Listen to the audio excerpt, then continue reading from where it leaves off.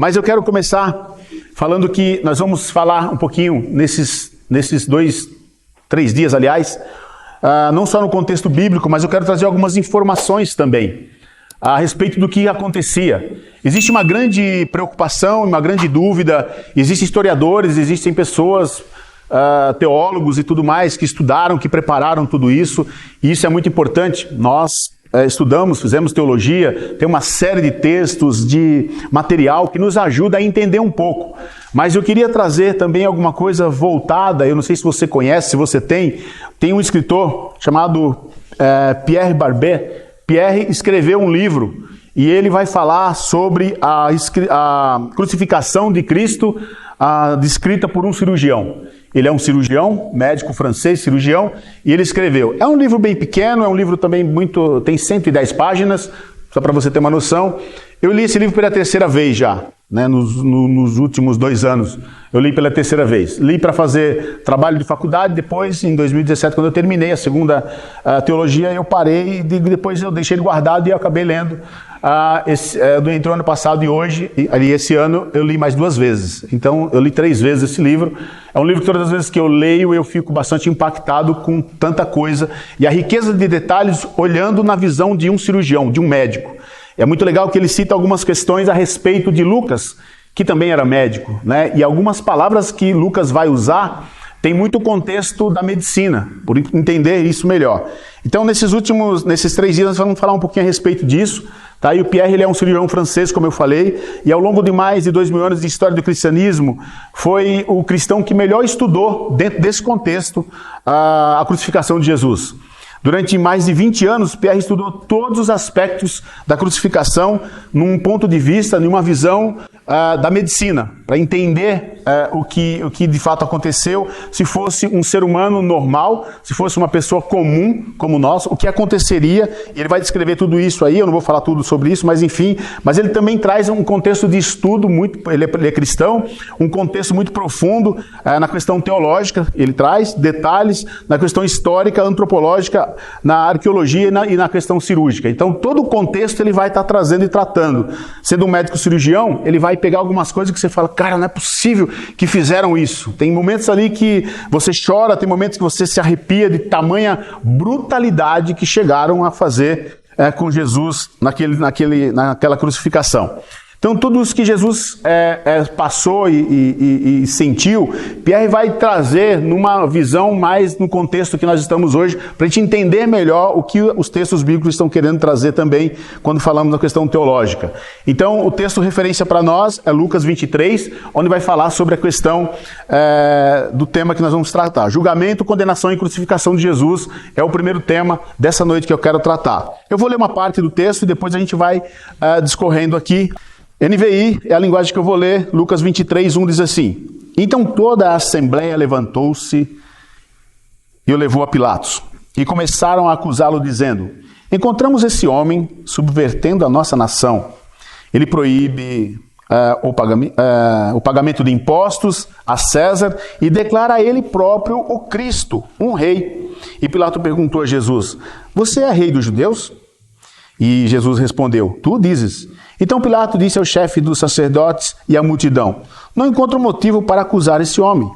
Mas eles insistiam, e ele está subvertendo o povo de toda a Judéia com os seus ensinamentos. E começou na Galiléia e chegou até aqui. Ouvindo isso, Pilatos perguntou a Jesus: Você é da Galiléia? E quando ficou sabendo que ele era da jurisdição de Herodes, enviou a Herodes, que também estava em Jerusalém naqueles dias. E quando Herodes viu Jesus, ficou muito alegre, porque havia muito tempo que queria vê-lo, porque ouvira falar a respeito dele, e esperava vê-lo e realizar alguns milagres. Interrogou com muitas perguntas, mas Jesus não lhe deu nenhuma resposta. E o chefe dos sacerdotes e os mestres da lei estavam ali, e acusando-o com veemência. Diga comigo. Obrigado. Então Herodes e os seus soldados ridicularizaram-no e zombaram dele. Vestindo-o com um manto esplêndido, mandaram-no de volta a Pilatos. Herodes e Pilatos, que até ali eram inimigos naquele dia, tornam-se amigos. E Pilatos reúne o chefe dos sacerdotes, as autoridades e o povo, dizendo: vocês me trouxeram esse homem como alguém que estava incitando o povo à rebelião. Eu examinei na presença de vocês e não achei nenhuma base para as acusações que fizeram contra ele. Nem Herodes, pois ele mandou de volta para nós. Como pode ver, ele nada fez, nem merece a morte. Portanto, eu o castigarei e depois soltarei. Ele era obrigado a soltar um preso durante a festa. A uma só voz eles gritaram: acaba com ele, solte-no Barrabás. E Barrabás havia sido lançado na prisão por causa de insurreição, e na cidade também era colocada a questão de que ele era um assassino. Desejando soltar Jesus, Pilatos então dirige-se a eles novamente. Mas eles continuaram gritando: crucifiquem-o, crucifiquem-o. Até aqui, para a gente entender um pouco do contexto do que estava acontecendo. Uma briga política existia na ocasião, Jesus é colocado ali diante deles e precisava, a acusação daqueles que tentavam falar contra Jesus não era comprovado quando se levava diante de Pilatos e diante de Herodes, como aconteceu. O texto diz que eles eram inimigos, passaram a ser amigos, e é interessante a forma como eles começam a lidar, empurrando Jesus de um lado para o outro, ou seja, empurrando o problema, levando para um, levando para outro, mas nenhum deles tomou partido até o momento.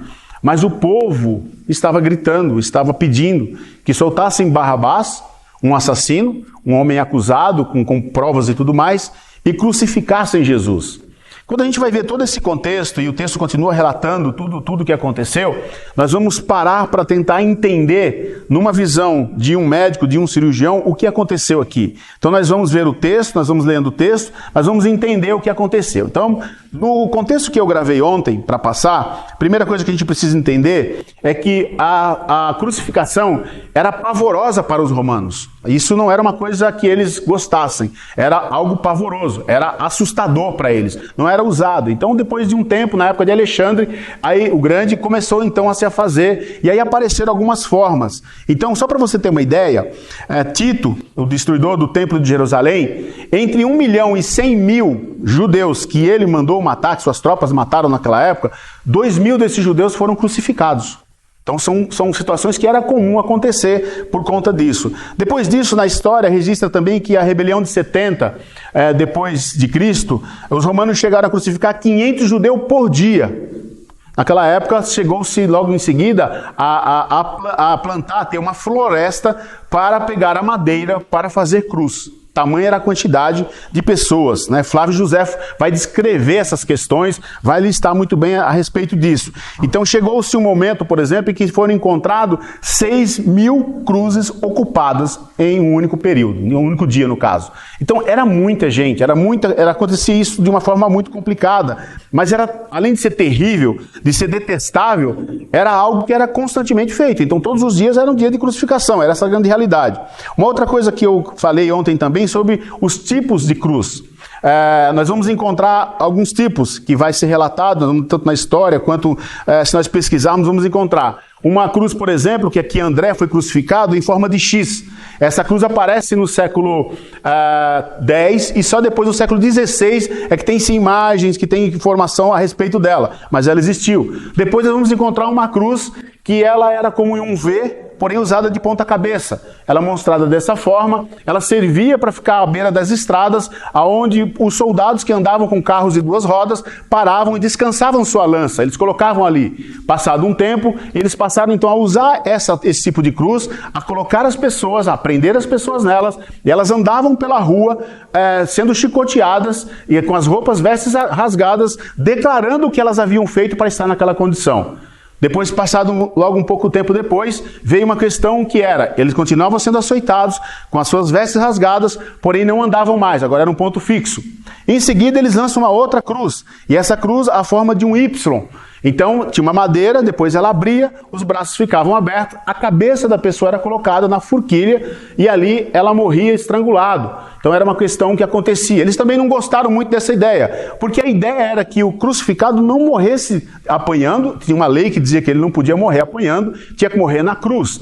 Só que quando nós olhamos para o contexto bíblico, nós vamos olhar e passamos por cima muitas vezes dessas informações que alguns evangelistas trazem para nós com clareza. E a gente acaba passando e não percebe o que está acontecendo. acontecendo na história. Nós não paramos para olhar e falar, cara, como que realmente isso acontecia? Como que era brutal essa situação? Então tudo isso eu gravei ontem, então tem explicação sobre cada uma delas. Então logo em seguida tem uma outra situação. Essa cruz também não estava aprovada. Não era uma cruz muito boa. As pessoas estavam morrendo de tudo que é jeito, menos pela forma que eles queriam, sofrendo muito nela. Então era muito rápido a morte. Então eles lançam uma cruz que era em forma de cruz exatamente, mas também não ficou pouco tempo, porque ela também não foi muito aprovada. E vem a cruz romana. Essa era em forma de T. Essa provavelmente é a que Jesus foi crucificado. Então é nesse contexto. Vai também ter uma questão que tinha dois tipos de altura. Tinha a cruz baixa e a cruz alta. Na cruz baixa, a questão era melhor para o carrasco, era mais fácil, porque pela quantidade de pessoas que eram crucificadas durante o dia, para não ficar tão cansativo de sobe e desce, a cruz baixa era uma forma tranquila de se fazer. O crucificado ficava a aproximadamente 50 centímetros do chão. Então, dava ali. Qual era a segunda coisa importante ou interessante de usar essa cruz baixa? A cruz baixa, quando o acusado morria, o seu corpo ficava exposto e os animais ferozes vinham à noite, saíam de suas tocas, dos seus esconderijos e comiam, devoravam esses corpos ali. Aves, enfim, então vinham e faziam isso. Aí tinha a outra cruz, que era a cruz alta. Mas nós olhamos normalmente para a questão da cruz e sempre identificamos a imagem que nós temos que os artistas fazem.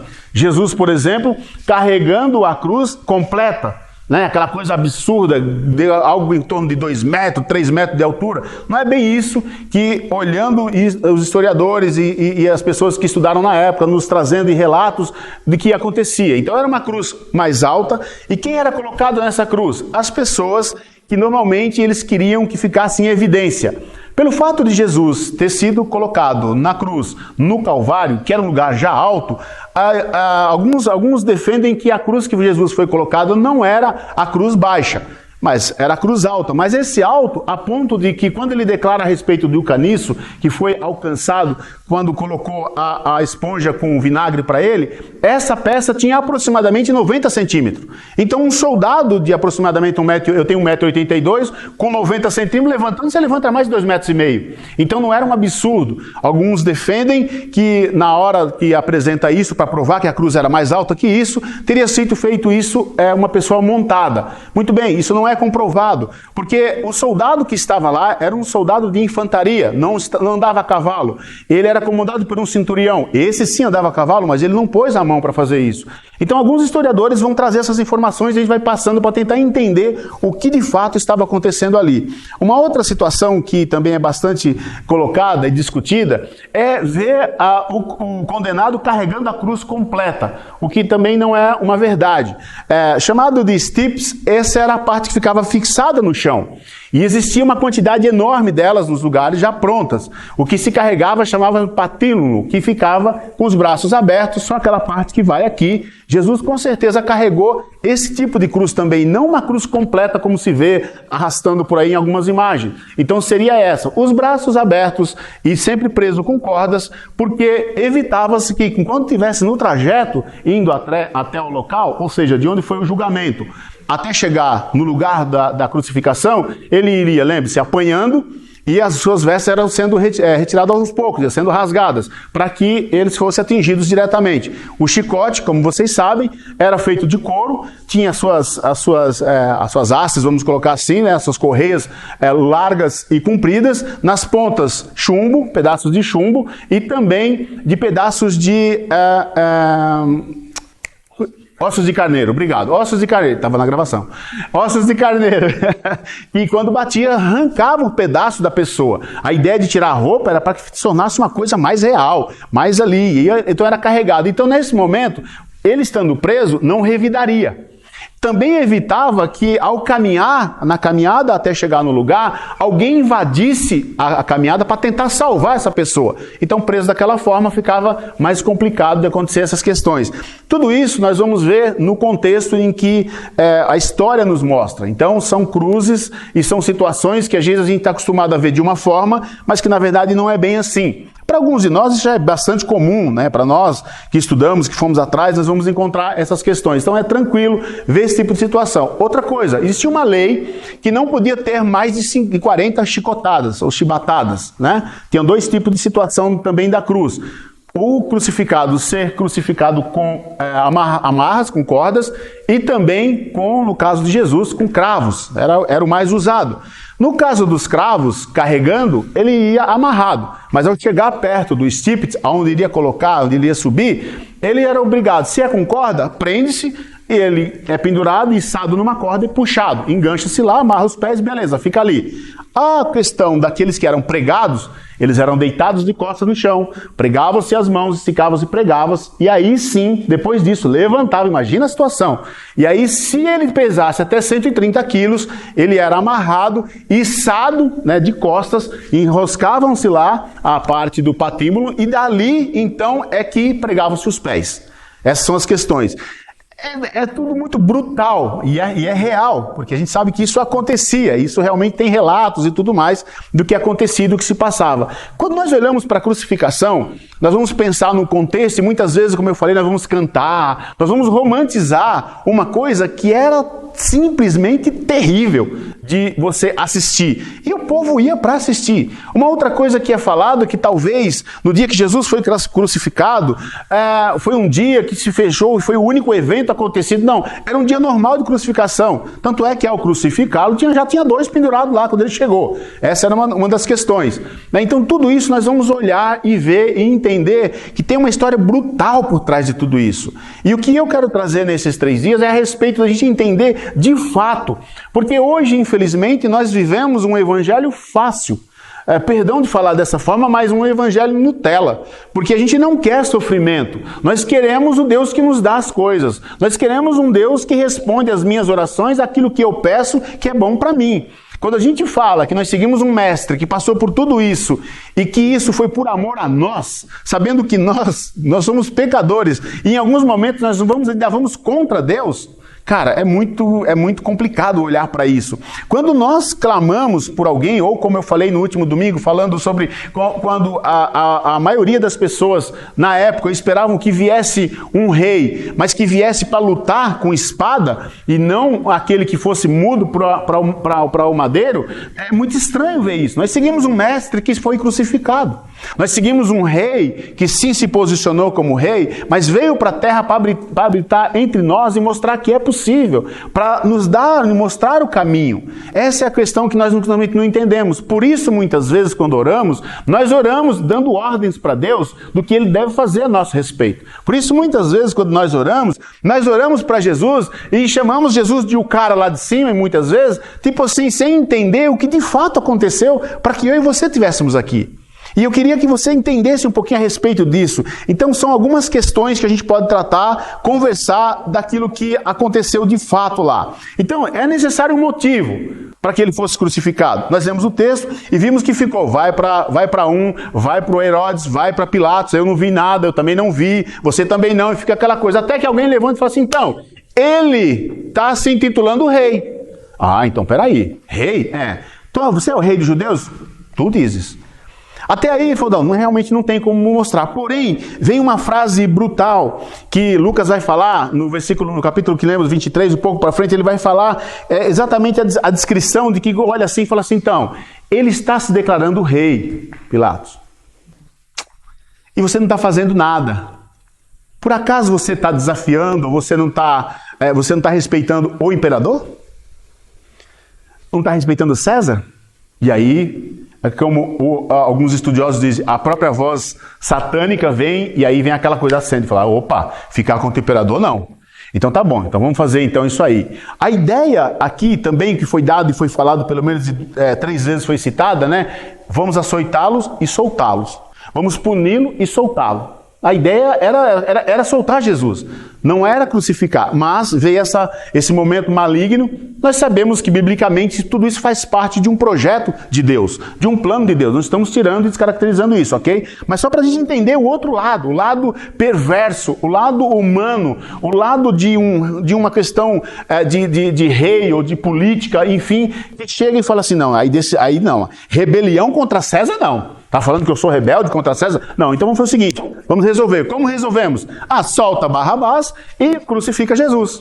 Perfeito, vamos fazer isso então, tá ok. Jesus já havia sofrido. Lembre-se que Jesus vem, e amanhã eu vou falar um pouco sobre isso, sobre o Getsemane, sobre o momento da oração, sobre não só o suor, mas a questão do sangue, e todo esse contexto. Ele já vinha abalado, ele já estava machucado, ele já estava marcado. Agora vai passar por mais esse processo. Então trata-se agora de saber o que realmente foi conversado e foi falado ali nas entrelinhas para começar. Então vem o açoite, é feito. Agora que já açoitou, ia soltar. Não pode soltar, vamos ter que crucificar. Começa então a caminhada de Jesus. Mateus e Marcos relatam isso muito bem. Marcos no capítulo 15 vai falar mais uma vez. Lucas traz também quando Pilatos resolve repetir a questão de que eu quero soltá-lo. Não é necessidade de que ele seja preso, de que ele seja crucificado. Então, vamos lá. Um outro ponto aqui. Se ele é rei, precisa de uma coroa. Então, ele já tinha um manto que foi colocado nele quando retorna ele para Pilatos. Agora vamos colocar uma coroa nele. Amanhã eu quero explicar um pouco mais sobre essa coroa. Nós entendemos e olhamos, o modelo artístico da coroa é muito legal. Claro, vendo os espinhos não é nada legal, mas é um anel praticamente, né? Algo assim, se coloca e tem pronto. Na verdade não é essa imagem do que foi feito, do que foi colocado na cabeça de Jesus como rei. Tinha realmente uma questão que a gente precisa parar para entender como que era. Nós muitas vezes pegamos as questões que aconteceram lá e trazemos para o que nós conhecemos hoje. Então, na questão da coroa de espinhos, por exemplo, não era uma coroa bonitinha, redondinha, com alguns espinhos e tudo mais, como se coloca normalmente. Era como se fosse um gorro, e foi colocado em toda a cabeça. Então tem uma questão aí mais terrível ainda, mais brutal ainda, porque além de furar aqui, descendo, tem a questão de furar por cima, porque eles colocaram e eles apertaram contra a cabeça de Jesus. É algo terrível, é algo tenebroso. Então Jesus havia aqui agora sendo colocado uma coroa de espinhos, e ele então vai começar a sua trajetória, vai começar a caminhar. O transporte da cruz, a mesma situação. Agora perceba uma coisa, o texto vai relatar, vai dizer que Jesus ele não consegue chegar no Gólgota carregando a própria cruz. Ele foi pelo caminho, ele caiu. Ele já estava machucado, ele já havia sido açoitado. Seus joelhos caídos em terra, diferente de cair, não, caiu aqui até que é duro tal, mas não tem tanto relevo, pedras, pedaços. Mas ele estava caindo numa estrada, num caminho ruim de se andar, vamos dizer assim. A cruz pesava nas costas, ralando no que ele já havia apanhado. Isso causa hemorragia, isso causa dores, isso causa cãibras, isso causa uma série de situações para trazê-lo à fraqueza. Ele já vinha de uma noite de oração e de uma noite, de uma última refeição feita na quinta-feira. Estamos falando da sexta. Ele passou a noite indo e voltando, para chegar no ponto em que ele ia respondendo as suas acusações e tudo mais, os seus interrogatórios. Então, diante disso, quando a gente olha para tudo isso, ele já estava bastante debilitado como homem, como ser humano. Então, caminhando para isso, andando desse contexto, nós vamos ver que a situação era complicada e ele estava carregando. Mas chama-se a atenção, porque quando foi chamado para que ajudasse a carregar a cruz, não mostra, os textos não relatam, nem os estudiosos relatam, que Jesus estivesse amarrado, estivesse preso. Ele poderia estar solto. Ele não oferecia ameaça a ninguém. E os soldados sabiam disso. Era preparado todo um aparato militar. Nesse caso específico, Jesus não estava oferecendo perigo de revidar contra eles. Então eles sabiam disso. Isso é comprovado que eles sabiam. Outra coisa que nós vamos perceber, ele também não oferecia ameaça a ponto de quando Simão pega a cruz para carregar, e era só a parte de cima, lembre-se disso, Jesus vai na frente e ele vai seguindo. Não existia uma preocupação em falar ele vai fugir ou ele vai atacar alguém. Tinha uma concepção que nós precisamos olhar e entender. Ele estava preso, as suas mãos estavam amarradas. Outra questão que é colocada, Jesus estava nu, de fato. Alguns historiadores dizem que ele estava nu. Porém, existia uma lei que dizia que o romano não iria contra algo que fosse determinado por uma lei que viesse da questão da religião. Então, Jesus não poderia ficar totalmente nu. A palavra nu, em alguns momentos que aparece, poderia ser das vestes, mas embaixo ele teria como se fosse uma uma faixa que era amarrada na altura dos rins, e essa outra descia e passava entre as pernas. Então seria como se fosse ali, sei lá, um calção, uma coisa mais ou menos vista dessa forma. Outra coisa que tinha era que um crucificado, um condenado, caminhando em direção à cruz, onde ele iria ser crucificado, ao chegar próximo, tinha uma distância de 4 côvados aproximadamente, se fosse homem, era obrigado a cobrir a frente, as vestes vir e alguém cobrir a frente. Se fosse mulher, a frente e a parte de trás. Então isso também nos mostra que pode ser que Jesus não tenha sido colocado lá, e amanhã eu vou trazer mais algumas informações nessa área, totalmente nu, mas o seu corpo estava arrebentado, falando abertamente, estava marcado, faltavam pedaços, seus olhos estavam marcados, sua cabeça sangrava, o corpo dele estava realmente dilacerado com todas essas questões acontecendo. Nós vamos ver que Lucas diz que foi colocado nos ombros dele essa cruz, e que isso, raspando, arrancava pedaço das costas. Então é algo abominável de se imaginar. Eu confesso que a primeira vez que estudei a respeito disso, eu fiquei com uma certa revolta. Eu vou confessar meus pecados aqui também, tá bom? Enquanto isso a gente vai orando. E eu lembro que eu ficava assim, como que alguém pode fazer isso?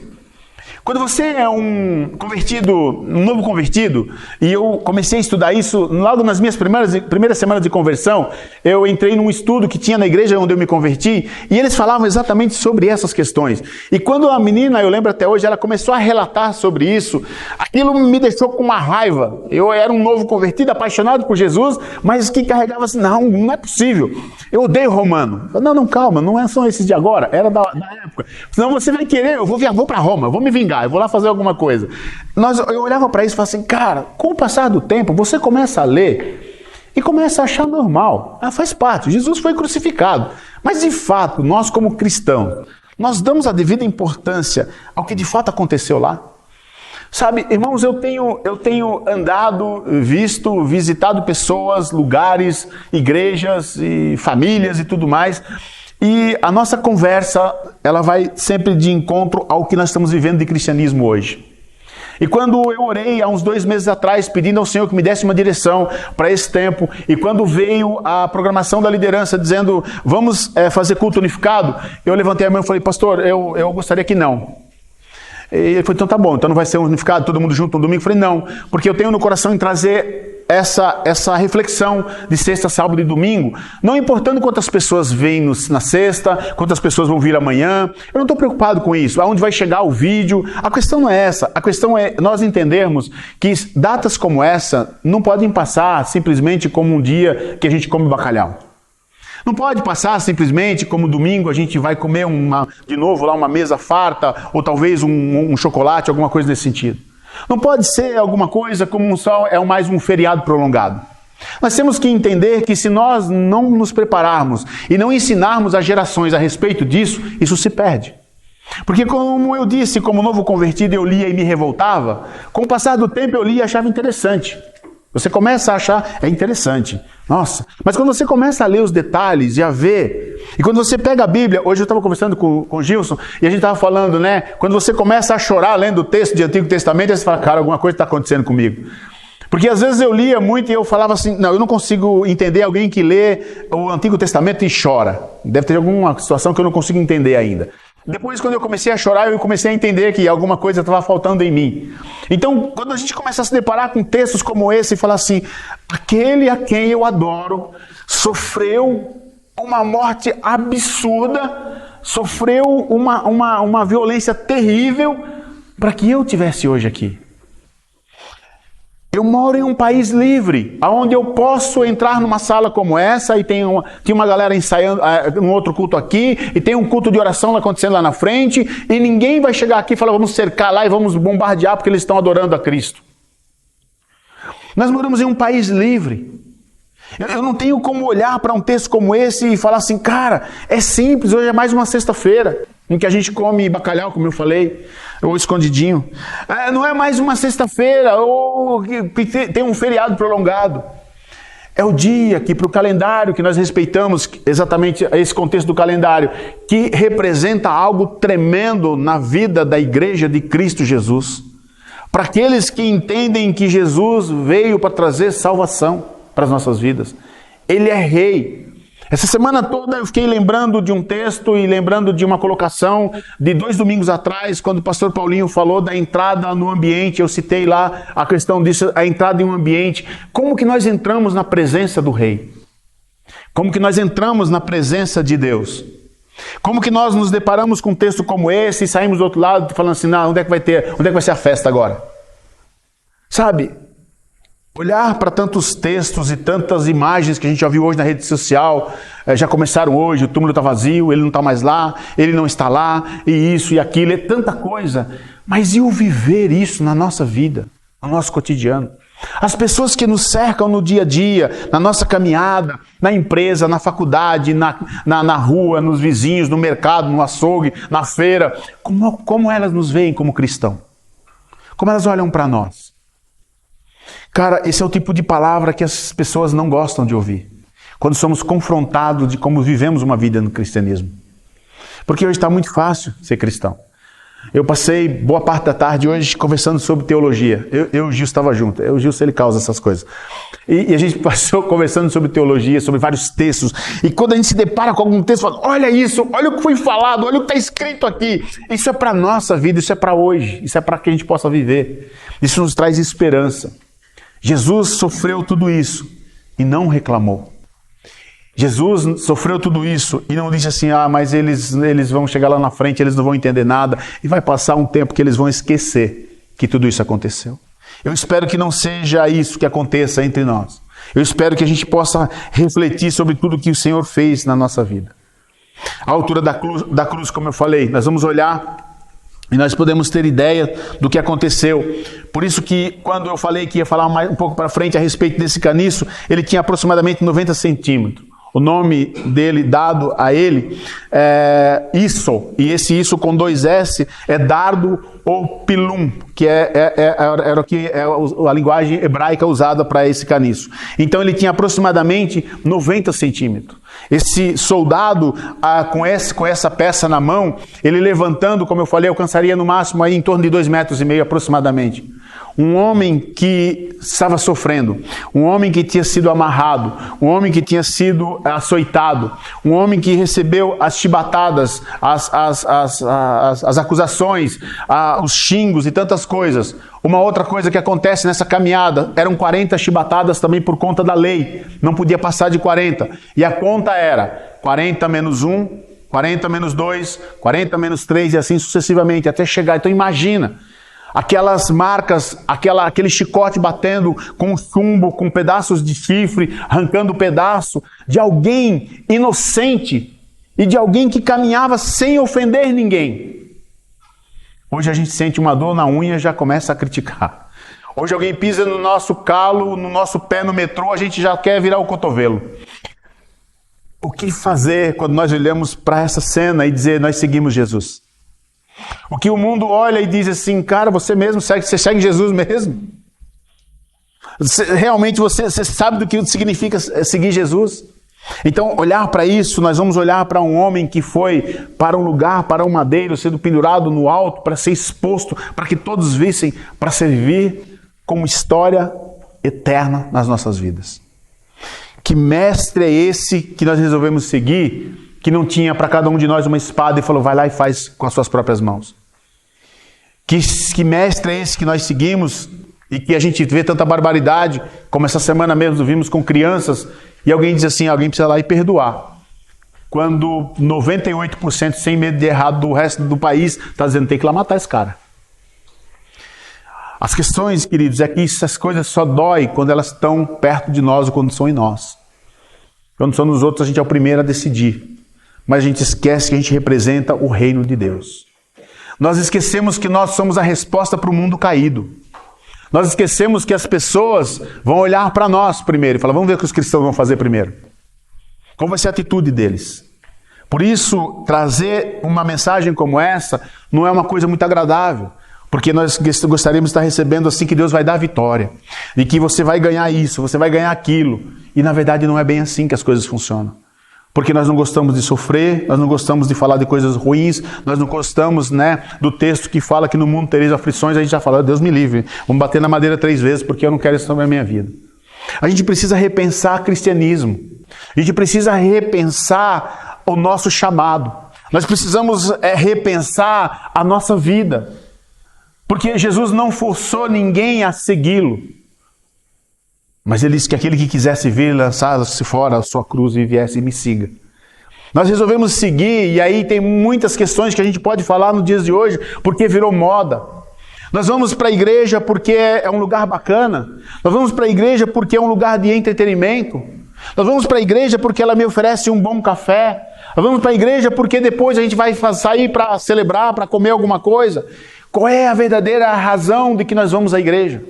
Se não nos unirmos como corpo de Cristo, abençoar uns aos outros, para durante a semana, nos nossos desafios da rua, colocar em prática aquilo que o Senhor nos ensinou. Para quando nos machucarmos, nos magoarmos, alguém nos ferirmos, nós falamos assim: Senhor, Tu cuida de todas as coisas, eu vou orar por essa pessoa. Isso não funciona dessa forma. Isso não é bem assim. Então, irmãos, nós precisamos rever muita coisa na nossa vida. E quando se fala na questão de Páscoa, nós precisamos entender de novo o que é que nós estamos celebrando. O que nós estamos fazendo. Para aqueles que não casaram ainda e que pretendem fazer isso e pretendem ter filhos, que igreja você quer deixar para os seus filhos? Para nós que somos casados, como eu, que tenho filho já casado, por exemplo, e estou esperando netos, que igreja eu quero que meus netos recebam? Que cristianismo eles vão aprender? O mundo está cada vez mais tenso, mais tenebroso. Todos nós aqui estamos saindo e vamos lá fora e vimos que as coisas estão assim. E o que estamos fazendo para isso? Por isso, todas as vezes que eu venho à reunião de oração de sexta-feira, eu sempre venho com um propósito. Senhor, que o Senhor derrame graça, mas que o Senhor traga transformação em cada coração.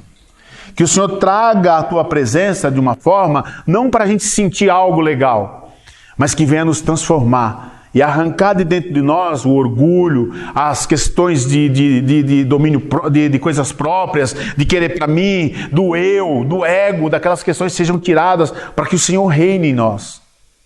Vivemos em um mundo em que nós criticamos quem é bravo, quem faz isso e tal, e muitas vezes fazemos igual. Vivemos em um mundo, como eu falei outro dia, em que nós imitamos o que o mundo faz e ainda trazemos as coisas do mundo para dentro da igreja e dizemos, mas é normal, porque se você olhar o teólogo fulano, ele até dá abertura para isso. E o texto X, então, nossa, até me ajuda a fazer isso. E eu vou ser um cara chato falando sobre você e eu mudarmos e olharmos para Jesus de uma forma diferente. Alguém disse para mim outro dia que está vendo Jesus de uma forma diferente, por isso fumar maconha pode. Eu ouvi, não foi que me contaram. Porque eu vejo Jesus diferente, pastor. Ele me conhece, sabe que eu sou assim. Me perdoe, irmãos, mas alguma coisa está errada. E a gente precisa repensar. Nessa sala, alguns meses atrás, eu orei, o ano passado, mas foi alguns meses atrás, eu orei agradecendo a Deus pelos cabelos brancos que lá atrás passaram por tudo que passaram para que hoje eu estivesse aqui. E ontem eu conversava com a Miriam e a gente falava, e como é que nós estamos fazendo hoje para que os próximos que venham olhem para nós e sejam gratos a nós por que nós fizemos alguma coisa hoje, para que eles tenham alguma coisa amanhã.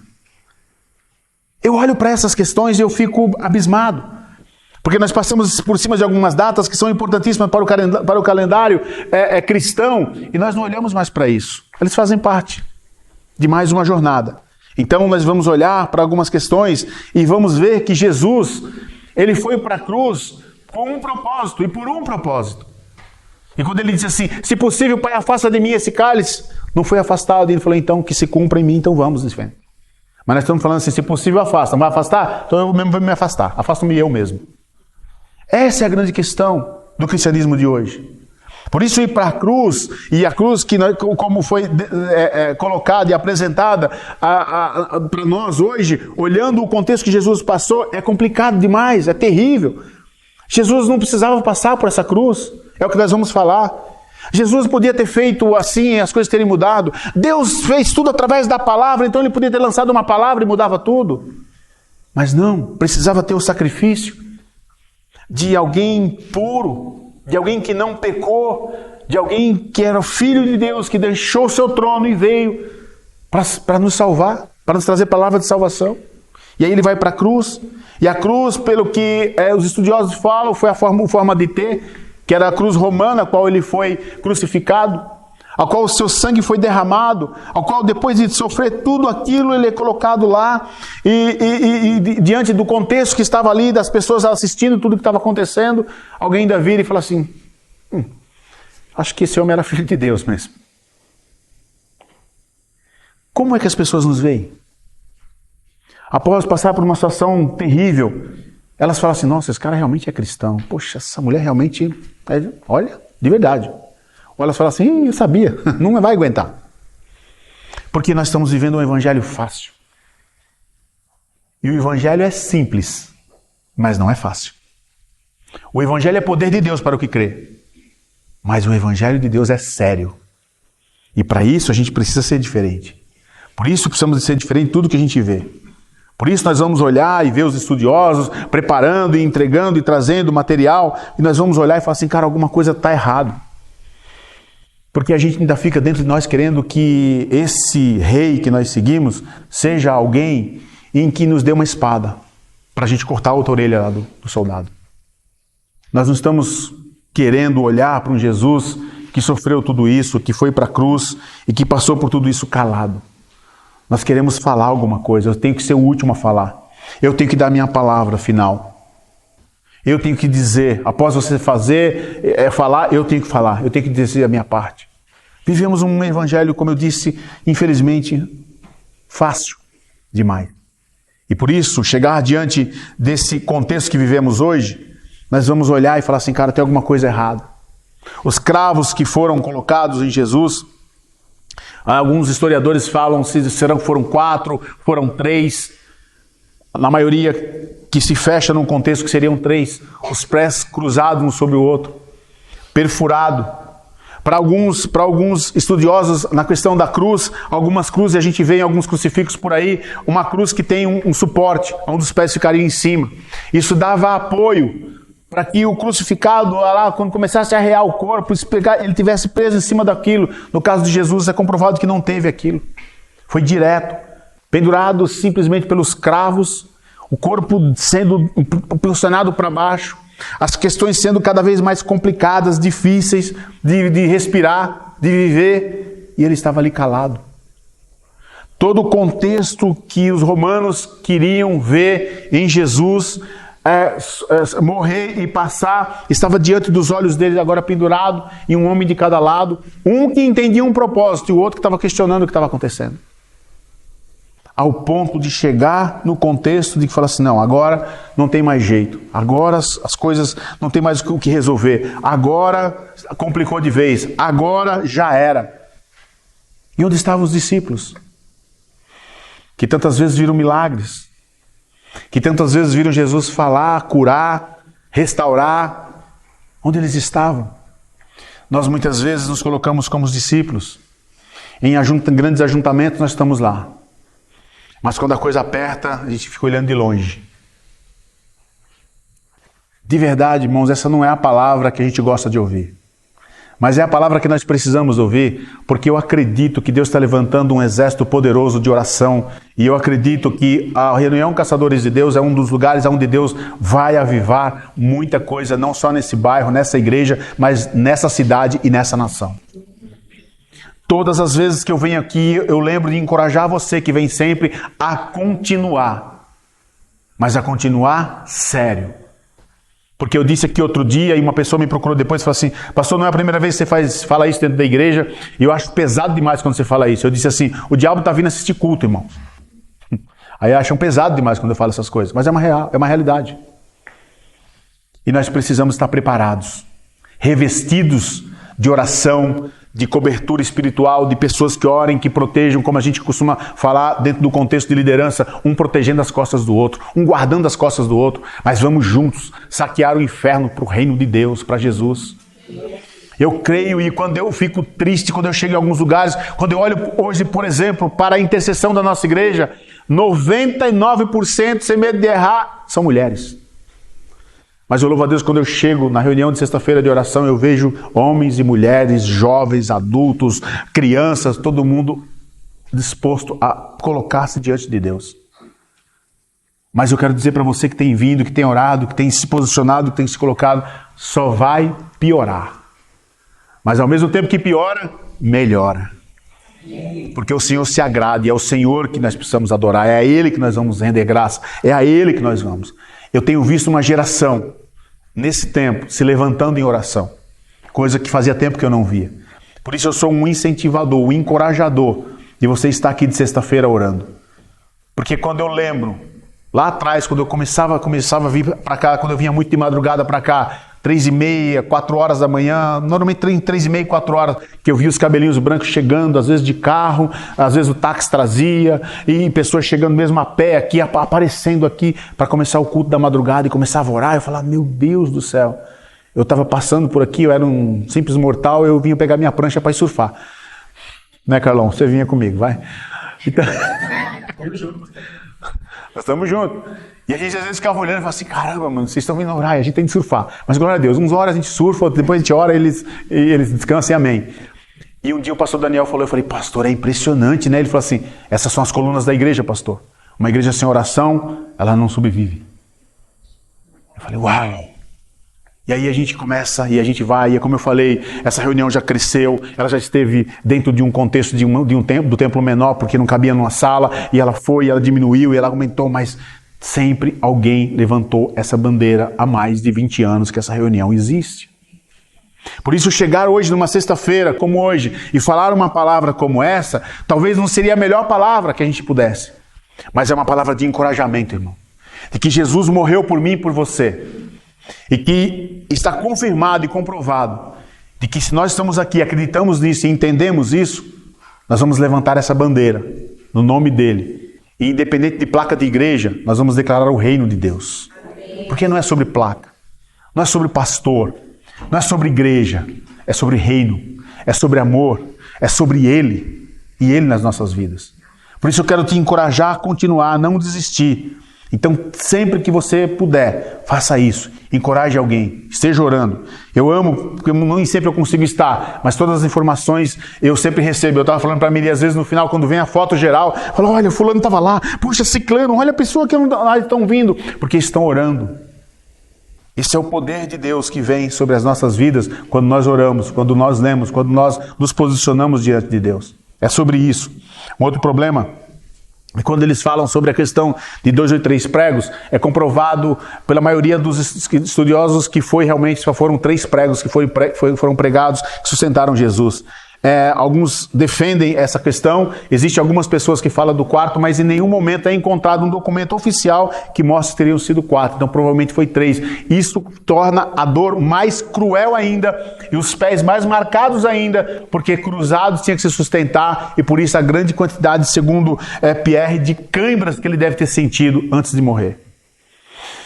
Minha esposa tem câimbra, volta e meia. Eu falo para ela, come banana. Banana é muito bom. E às vezes ela fala, eu já sei, tem que ir correndo e procurar aonde está entortando, onde é que está travado. Normalmente o pé, né? Aí você faz aquela coisa, depois passa. Eu falo, eu não sei o que é isso, porque eu não tenho câimbras. Graças a Deus. Obrigado, Jesus.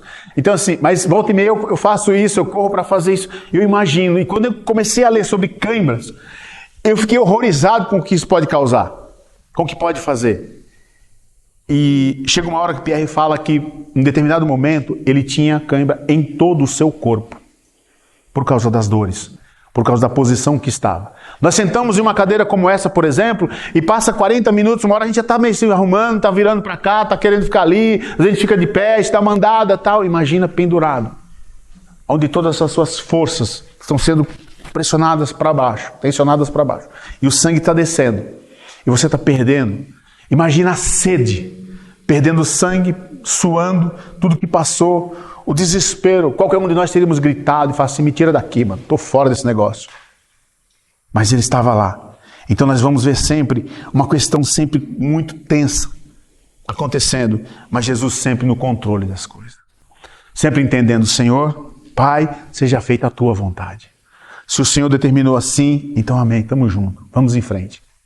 É a respeito de coisas como essa, é a respeito de situações como essa, que nós precisamos entender. Não é apenas mais uma sexta-feira santa ou sexta-feira da paixão.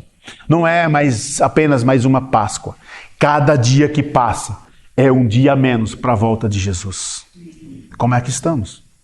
Como é que anda a nossa vida? Eu disse uma frase que eu costumo dizer, eu disse outro dia aqui também, e quero repetir. Pregar o céu por dentro, irmãos, está cada vez mais difícil. Ninguém gosta de ouvir a respeito do céu por dentro, mas é necessário. Nós cantamos canções, nos alegramos, nós viajamos, nós amamos a melodia, as letras, nós amamos falar, muitas vezes coisas que a gente não quer viver. Há muito tempo atrás um amigo falou assim, um dos momentos mais, eu fiquei muito bravo na época, depois eu comecei a concordar com ele, um dos momentos mais hipócritas da igreja no momento do louvor, pastor. Eu falei, nossa, para trás de mim Satanás. Mas na verdade ele estava certo, ele falou, nós cantamos muitas vezes coisas que a gente não vive e outras que a gente não quer viver, mas a gente canta. E existem algumas canções que a gente não consegue nem cantar. E não deveríamos nem cantar porque a gente não consegue viver. Mas todos os dias eu oro para que Deus levante uma geração, como diz aquela canção da geração de Samuel, apaixonados por Jesus, preparados para realmente seguir em frente e fazer a vontade de Deus. Todo esse contexto que nós estamos falando vem rodeado de uma série de coisas, de uma série de informações, como eu acabei de falar. É muita coisa para você guardar, é muita coisa para você pensar, mas existe uma coisa que a gente não pode esquecer. Jesus está vivo. Jesus está vivo. Ele permanece vivo. Ele não morreu, ele não está preso no madeiro, ele não está preso na morte, ele não está num caixão, não tem um lugar onde fala assim, vamos visitar o túmulo de Jesus, vamos lá visitar a cova onde ele está, porque ele está lá. Não, nós vamos visitar um lugar lá em Israel, mas quando chega lá fala, realmente, é só desculpa o termo, a colocação, mas é só um buraco, ele não está aqui. Ele não ficou ali. Nem a morte pôde pará-lo, pôde segurá-lo. Imagina o poder de Deus. Porque antes dele subir ao Pai, ele disse assim, eu vou, mas não vos deixarei órfão, deixarei em vocês o meu Espírito Santo Consolador, e vocês farão obras tamanhas e maiores do que a que eu fiz. Imagina o que está sobre a nossa vida. A autoridade que foi constituída sobre cada um de nós. O poder de Deus que está sobre cada um de nós. É sobre isso que eu queria que você entendesse, que simplesmente ficar esperando que alguma coisa aconteça sem fazer nada, realmente nada vai acontecer. Mas apenas ao mover, ao se movimentar, você vai ver que as coisas podem fluir. Nós vamos ter um tempo de viver isso que Deus está fazendo em nossas vidas, de experimentar. Mas eu acredito que vai ser mais incrível ainda quando nós começarmos a derramar sobre outros aquilo que o Senhor está transbordando sobre as nossas vidas. Porque eu acredito sobre isso. E eu não estou falando sobre você transferir alguma coisa, eu estou falando sobre você transbordar do que Deus quer fazer na tua vida. Cada um de vocês tem no mínimo uma promessa de Deus, uma palavra de Deus, algo que tem te levantado para um tempo. E é necessário que você entenda que se tem uma palavra sobre você, você crê nessa palavra, viva intensamente para que ela se cumpra em nome de Jesus, porque não é sem propósito, não é só para você, é para derramar sobre outro. Tudo que Deus te dá é para que você tenha a possibilidade de derramar sobre outra pessoa, você passar para alguém. Então, nós vamos fazer isso e viver isso quando nós entendemos o real propósito de Deus. Está cada vez mais tenso, irmãos. Buscar santidade. Aonde você vira, tudo te leva a afastar você da presença de Deus. Principalmente quando nós falamos em questão de pornografia, que é uma das situações mais abomináveis e mais fáceis na mão de todo mundo. Nós trabalhamos com família, eu e minha esposa, nos deparamos muito com essa questão, tanto do lado masculino quanto feminino. Não é só de uma coisa ou de outra. Por quê? Porque está ao alcance das nossas mãos. Está tudo muito fácil. É tudo muito fácil hoje. Então é fácil nós nos perdermos olhando vídeos na internet. É fácil nós nos perdermos olhando imagens. É fácil nos perdermos quando eu falo com alguém e quando eu estou conversando e aconselhando uma pessoa e ela vira e fala assim, mas eu estou parando, pastor. Eu só estou olhando uma por semana agora. Irmãos, eu tenho dificuldade com algumas coisas. Eu devo ser muito quadrado, porque eu tenho dificuldade com algumas coisas. Hoje eu estava vindo de manhã no carro com a minha esposa, próximo do almoço, aliás, perto com a minha esposa, eu estava dizendo, amor, eu devo ser muito estranho, e tem algumas coisas que para mim, talvez por ser mais fácil, eu olho e falo, não é possível. Não é possível que alguém faça esse tipo de coisa e consegue ser alguém que se diz um adorador de Jesus Cristo, um representante do reino de Deus. Meu irmão, nós temos que fugir da aparência do mal. E o pecado está destruindo a igreja do Senhor. Nós estamos cercados de pessoas nas nossas igrejas, nos nossos cultos, nas nossas vigílias, nas nossas reuniões de oração, totalmente cobertas de pecado, e para elas não faz mais a mínima diferença, mas o importante é eu estou aqui no negócio, eu estou junto. Quando o coração está quebrado, detonado, eu sempre falo, e é o que a gente mais ensina, não caminhe sozinho, caminhe com pessoas em que você pode chegar e falar assim, eu tenho um ambiente seguro com você, eu quero abrir meu coração, me ajuda, eu tenho essa dificuldade, ora comigo, me ajuda, por favor. Mas nós não temos a coragem de fazer isso e não criamos ambiente seguro, e muitas vezes nós não queremos que alguém crie esse ambiente, e outras pior, nós não somos esse ambiente seguro. Se alguém contar para nós, a gente conta para mais meio mundo. É tempo da gente rever alguns pontos, de ser corpo, e corpo junto, caminhar junto. De novo, não é sobre igreja, não é sobre placa, é sobre reino, é sobre amor, é sobre Jesus. Por último momento, vem a parte da lança. E era uma questão que quando você reclamava o corpo de um crucificado, se a família reclamasse, não tinha burocracia para se ter.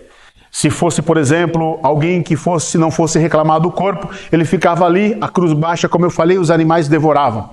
A cruz alta, eles tiravam dele, no caso, e deixavam ao alcance da mesma forma. Mas se alguém da família ou amigos solicitasse o corpo, logo após a pessoa falecer, morrer, o corpo era liberado sem muito problema. Porém, tinha a parte da lança, que eles chamavam de golpe de misericórdia.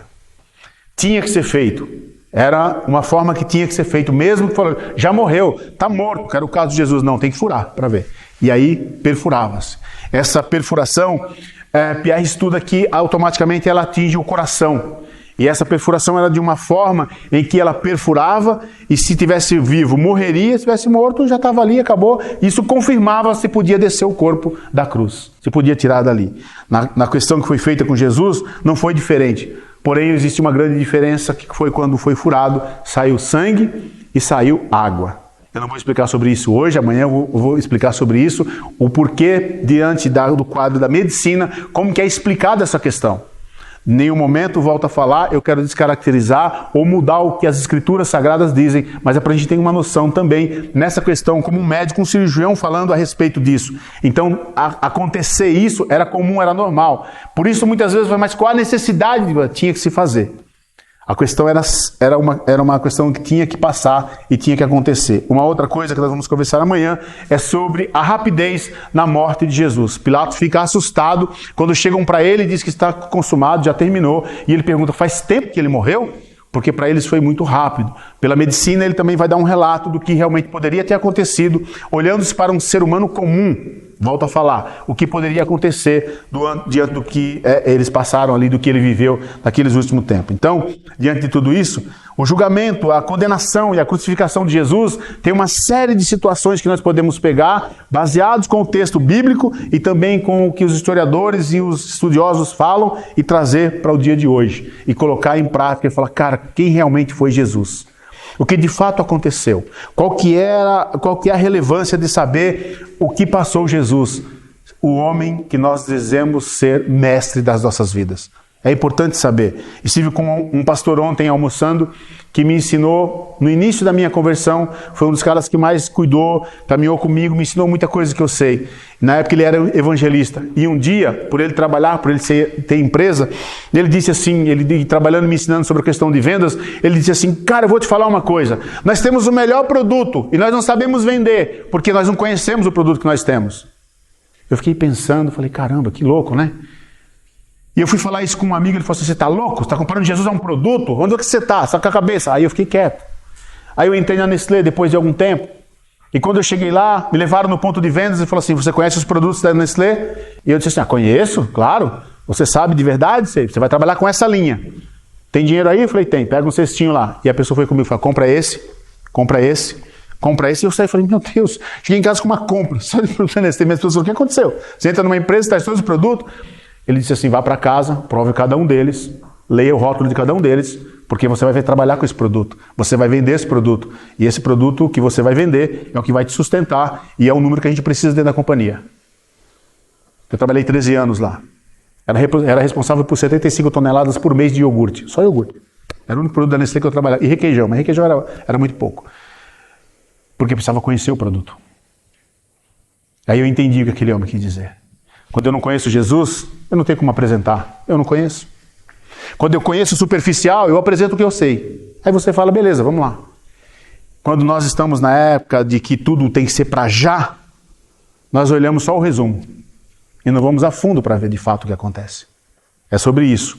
Eu convido você a se aprofundar nas Escrituras, a se aprofundar em estudos, a se aprofundar na palavra, na oração, pesquisar, buscar, ter boas fontes de pesquisa, de olhar. É cansativo? É. É chato? É. Você vai pegar alguma palavra, por exemplo, no grego, você leva uma página e meia só tentando entender o que está acontecendo, o que diz aquela palavra. Mas quando você vê e fala, nossa, isso é como se caísse as escamas dos olhos. Saber a respeito do que Deus quer fazer.